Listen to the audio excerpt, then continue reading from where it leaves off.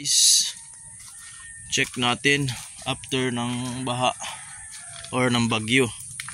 Pagkatapos ng bagyo, i-check natin. Ayan, salamat naman at hindi naman gaanong malalim, pero tumaas din yung tubig.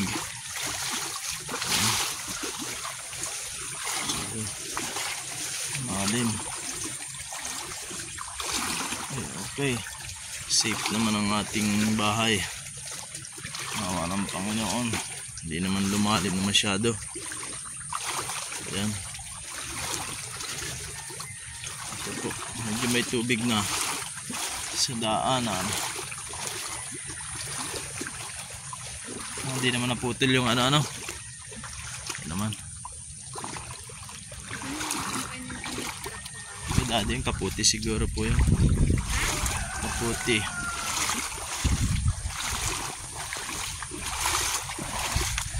So dito po, ayan. May tubig. Baha. Medyo malalim din po. Salamat naman at tumigil na ang ulan. Untik na naman ah. Ano yan? Ha? Mani? Ayan po. Untik na naman pong lumalim. Mabuti na lang po at tumigil na rin po ang pag-ulan. Kasi kung nagdire-diretso po ang pag-ulan, eh malamang po ay hindi lang ito ang ating inabot. So ayan po, umahana naman, patayo pa naman ang kabong kubo. Ewan ko lang sa loob kung nabasa. Thank you, thanks God.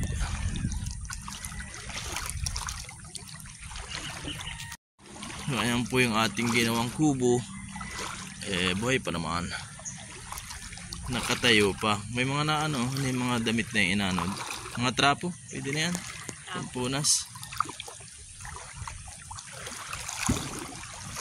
Abot tuhod din oh, ang baha.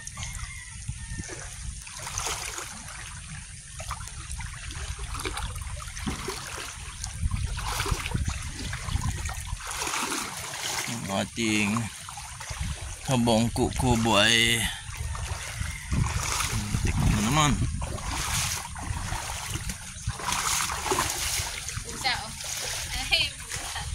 Pusa oh. Sumurbay pa oh. Dito naman sa ating tubo. Okay naman. Safe naman. May mga damit pa kasi dyan na ano, mga dati pa yan. Nalaban ba kayo yung mga damit oh?